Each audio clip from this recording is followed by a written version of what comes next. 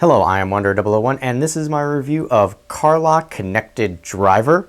Now I will start this review out prefacing that this was provided to me by the company free of charge in return for doing a review. However, in no way, shape, or form does that actually sway my opinions or thoughts on this particular device, and I made that absolutely clear to the company before I accepted a unit to review. So I just want you to know, even though that this was provided to me for free for the purposes of this review, I have spent several weeks testing this, and everything that I say are my actual thoughts. So do not worry, if there are things about this device that I do not like, I will be putting them in the review.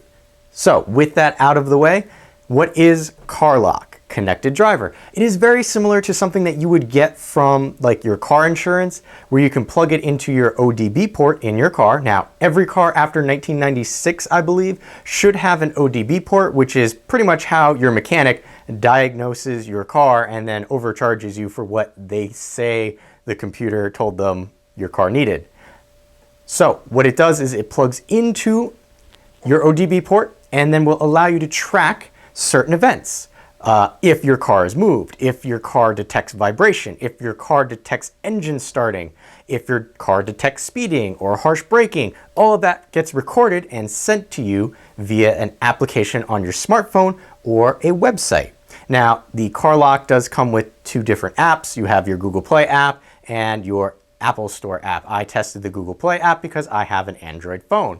Now, before we talk about that a little further, let's talk about the actual device itself. It is fairly unassuming. It is matte black plastic, doesn't show fingerprints, but you don't really care about that because this just sits under your dashboard in your ODB port. But what you do care about is actual dimensions. From the top, and now some ODB ports will actually cover this, so I'll give you two different lengths for this. You either have 2.5 in length, including the top part here. If not, you just have 2 inches. So give you a little bit of leeway there to figure out on your own. You have a width of 2 inches and a depth, this way, of 1 inch. Before you take the device and actually plug it into your car's ODB port, you will have to create an account with Carlock. And even if you don't get one of these for free from the manufacturer, you do get 1 month free of service, which does have a monthly fee after your free 30-day trial.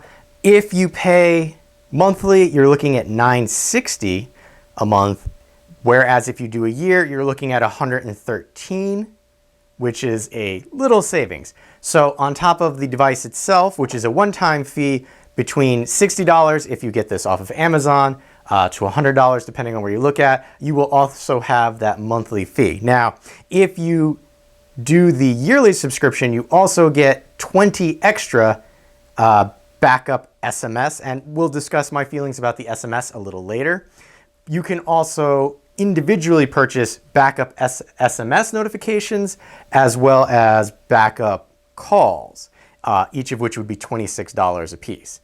Now, putting this into your car itself is really simple, and what I'm going to do is I'm going to show you exactly what it looks like on my 2015 Subaru Forester. All right, for those of you wondering what an ODB port is and where it would sit, well, there you go, on my 2015 Subaru Forester. That is where my ODB port sits. ODB port is, and you can see there's Carlock, and it does not stick out at all for me on this particular vehicle. For you, if yours ODB port sticks out a little too far for this, they do have a cable that you can purchase, link in the description area below, where you can kind of cinch it up and have the cable hooked into the port, and you can put this where you want it. So I do want to mention that you do need to create an account before you actually plug this into your car. Now, it does recommend that you create the account via the web. However, you can also do it via the application. Now, speaking of the application for this I'm going to say Android because that's what I tested. One of the permissions, as seen here, is Bluetooth connectivity. And I, for the life of me, couldn't figure out why it needed Bluetooth connectivity. I had my smartphone on, turned on Bluetooth. I figured maybe it was a proximity thing where it would unlock the car as you got closer.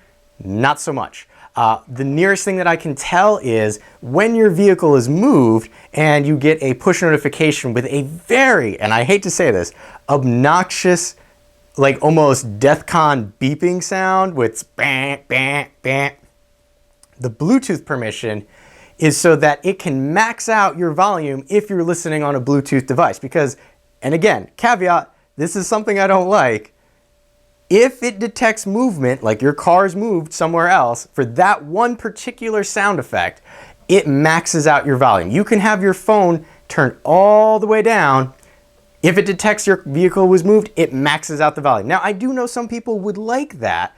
Me personally, not so much. There also is, in the application, which you'll see a little later, a silent mode override. So if you did that and had that happen and you're in a meeting, you're probably getting fired. Just throwing that out there. Now, one other thing that I want to mention about the movement of your vehicle, and again, screenshot here. You will see this on the application where it shows you the red outline of where the vehicle is, in current situation or where it was moved. Now, and you have no choice, you have to either cancel or leave it on the screen like that so you have an idea of where it is. If you cancel, the application automatically thinks that this was okay. The problem is you can't navigate away from this screen unless you cancel. So there's no way in the app to mark that this was a non-authorized movement. Again, later on in the app, you can see you can change it from personal to business, change it so that I can say this was not an authorized movement. My child stole my car and I want to be able to yell at them later. Come on, make that happen. One last thing about the device itself before I show you the application as well as the website.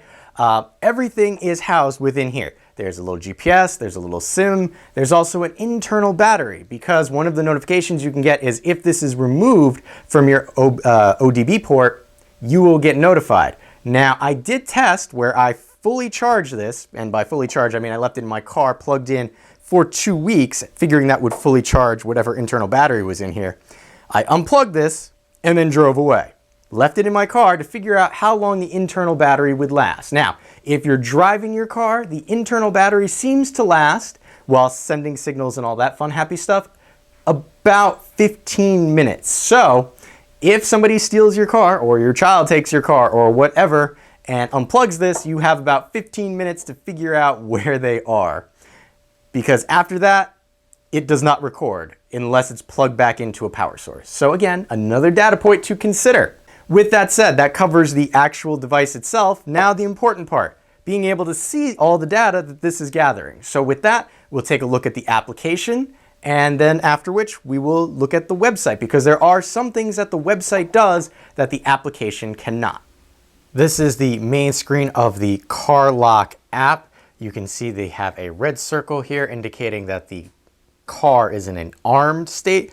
There's also this giant lock here that's red, and then this is a quick icon for your dashboard. It also gives you a estimate of where you are, and again, that's blurred out, but you can pinch to zoom, but I'm going to scroll a little bit away from where my still get notified. Car. Now I'm scrolling through the maps here just to show you that the OpenStreetMaps, and again, I am on Wi-Fi at the moment, does load up a little slow, and once you get in, zoom in really, really deep, you can see that's kind of blurred the text there.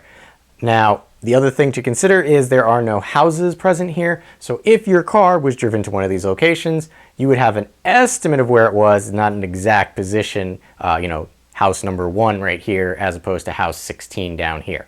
I did neglect to tell you that up here it displays your current car location, currently blurred out. Now that we've moved the map, we have a new icon right here, which is think of it as the back to home button. If I click on that, it brings me back to where the car is on the map. Now, clicking the red lock turns it green, so now the car is unarmed and you can drive it or have it vibrate or turn the engine on and not get a notification sent to you. The other button is this guy here, which is the dashboard. The dashboard is going to be where you're going to get all of your other information from. In this case, you can see for the month of March, I have driven a total of 98 miles with a duration of 4 hours and 4 minutes. I have 99% driving score as opposed to last month, which was a 98% driving score, which you can see right over there. But I cannot, in the application, drag back to the previous month. For that, you will have to use the web interface, which I'll show you a little later. The 99 score was due to harsh braking, which I managed to finally do. I was able to do harsh turns, harsh braking, speeding. I really can't do hard accelerations without my car like disagreeing with me just because of the engine size, so wasn't able to do that. But so driving score for this particular month. If you scroll down, you can also see battery levels. So this is really good. My old car had a battery level indicator. My new car does not. So I like being able to see the battery health instead of just turning it on and listening to how the engine starts and then determining whether my engine is still, or my battery is still good or not. Down here you can see the number of GPS satellites that you are connected to.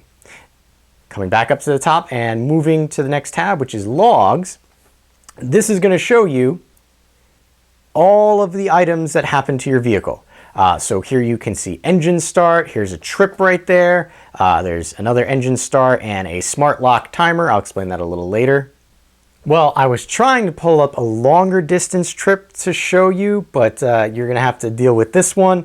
So you can see up here from A to B, I blurred out this section here only because it actually shows the addresses, but it shows for every trip, drive duration, drive miles, and then for that trip, it will even give you a driving score. Now you notice right here at the top, it says personal trip. If you pull down on it, it will change it to red, which then turns it to a business trip.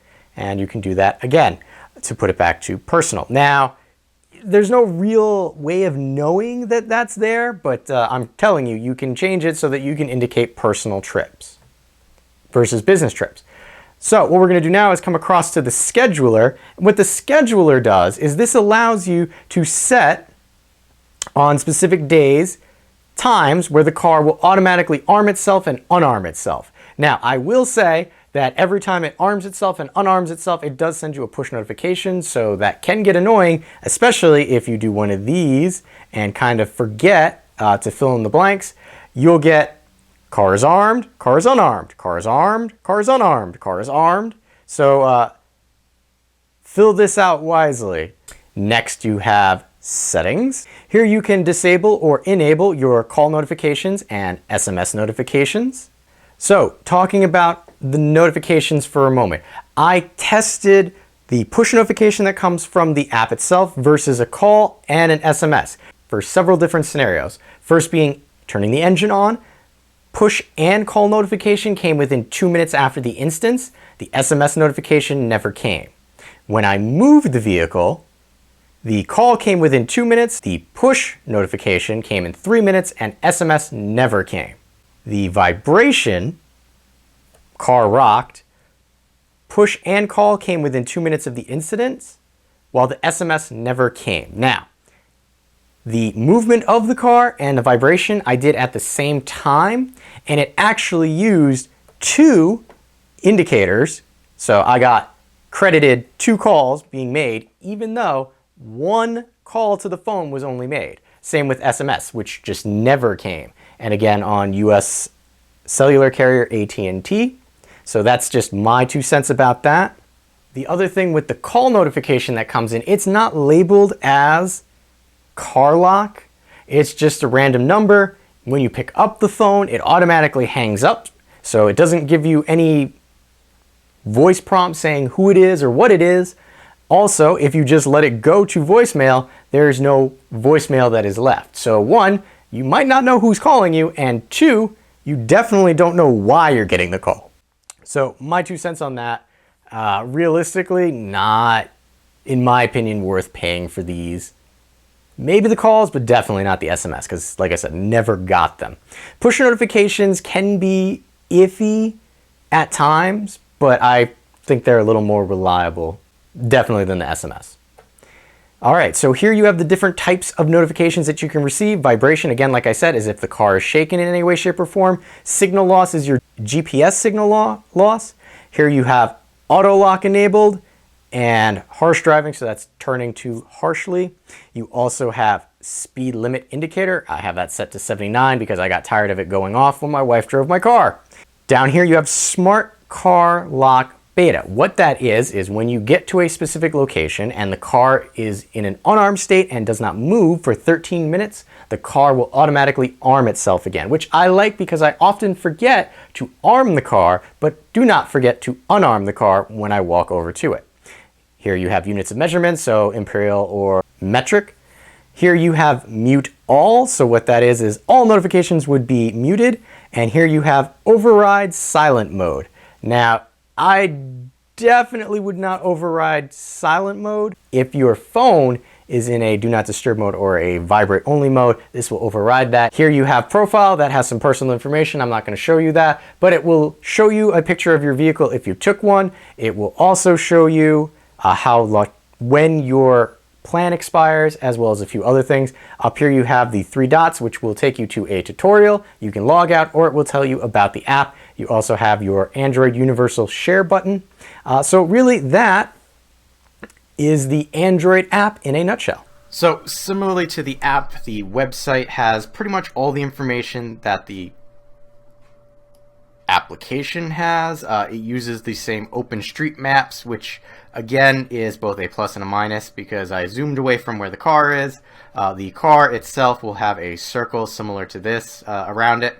You can unlock the car from the website itself. If you click on the lock, it will bring you back to the car and unlock it on the map. Now, if I come in here and zoom in, you can see this is on Wi-Fi, and it is taking a bit for the OpenStreetMaps here to render. But you'll also notice that there are no houses indicated on this, and I know that this particular street should have houses on it. So if your car happens to be parked in this location after being stolen or whatnot, you won't be able to tell which house your car is parked in front of.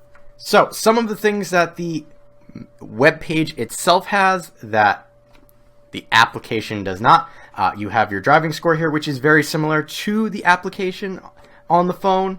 However, the phone will only show you the current month that you're driving. In this case, here you can see March. I've driven 74 miles for a total of just shy of 3 hours.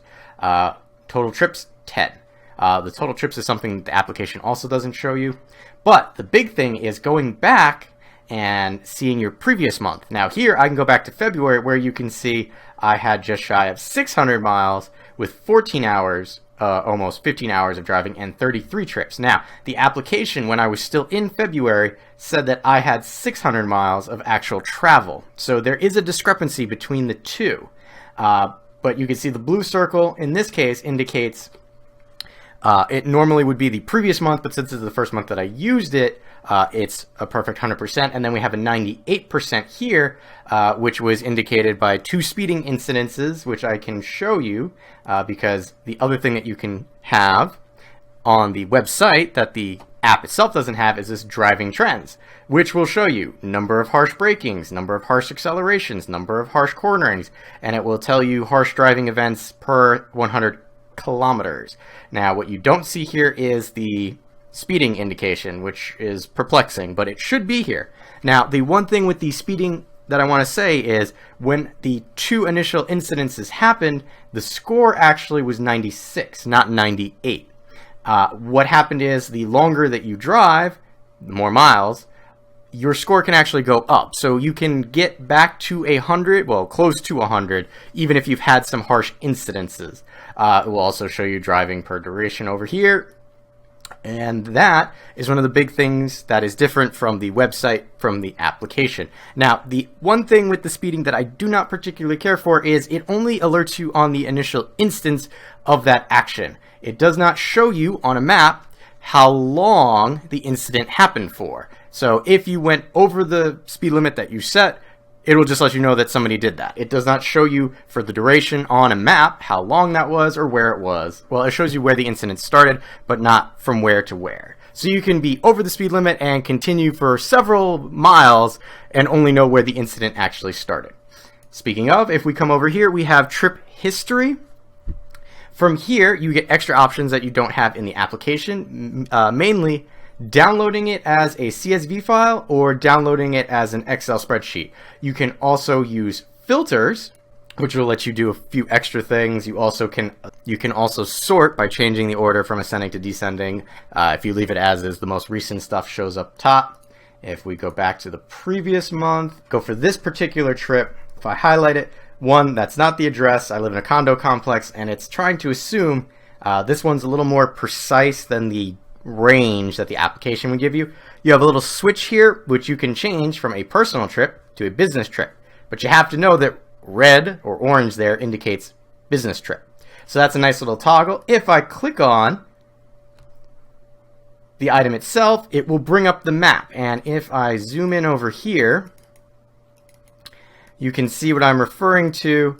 There were the two incidences of speeding, once at this point and then once at this point. Now, I could tell you for sure that we stayed above the set speed limit because I had it set for 65 in the application for quite a ways after this. However, it does not indicate after this. It just shows where the incidences occurred. So, again, this is a little extra that you can do on the website that you cannot do in the application. Speaking of, if we come over here to notifications history, we can go to previous month, and here it will just show you incidences that occurred. So high battery drain, device disconnected. These are 2 times that I was testing those particular things. So really the battery drainage was actually the internal battery of the device, not my car, since I had disconnected it. In the application, all of this, along with your trip data, is in one giant grouping. Here they split it out. Coming across here, we have settings. This is pretty much exactly like it is in the application. You can set your time zones, car model, personal. You can change that to business for default. That's one thing that's not in the application. Speed limit, you could set that. And then everything else, you have your push notifications, your SMS, and call notifications, just like you would in the app. Now, you do have a payment method over here, which I will not be showing you, but this is where you would subscribe up. You also have the subscription tab at the top here, as well as they do offer a referral program. Their referral program is a little different than others that I've seen. You do not actually get a link specialized for you. You have to actually email individuals, and then they click on the email. And even if you try and look at the email, because I tried sending it to myself to see how it looked, and they have to create an account. There's no special URL that you can see that indicates that it's your referral link. It's all done on the back end. You have help, and then you have an account right here, which is blurred out because I'm blurring my name out. But that part is similar to the application on the cell phone. So that's just a quick look at the website. So give you an idea of the differences between the application and the website. There are a few extra things that the website can do, but chances are you're going to be using the app more than you are the website. My final thoughts on this, and a lot of the reviews that I've seen for this, even those that were sponsored by Carlock, got a free device to do it, are all talking about teenagers taking your car, checking on their driving. I have a different thought about this. I don't have children of my own. However, I do have aging grandparents, and this, to me, is a way of keeping tabs on where their car is. Some people have, geriatric family members who are being senile, shouldn't really be driving anymore, but still do. Something like this plugged into their car will allow you to know when they move the car or take the car, or where the car goes with them when they shouldn't be driving. So as an early alert system, it's worth considering. So that being said, whether you're trying to keep track of a teenager or a aging parent or grandparent, something like this is invaluable. Now, I do know that having the monthly charge is a bit of a turnoff. And personally, if they made some of the changes that I suggest, that monthly payment would be easier to swallow, because you figure purchase this first, then you have to do the monthly, add a little extra, clean up some of the user interface items, and I think this could be well worth your time. As it stands right now, For the 30-day free trial, I would check it out.